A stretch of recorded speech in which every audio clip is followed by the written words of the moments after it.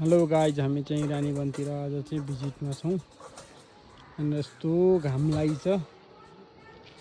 यस्तो घाममा पनि हामी चाहिँ यसरी तार तानिरहेछौँ, यसरी जनताको सेवा गरिरहेछौँ। यो चाहिँ रानीवनको भित्तो हो गाइजहरू। तपाईँहरू नै घुम्न आउनुभयो भने आउनु होला।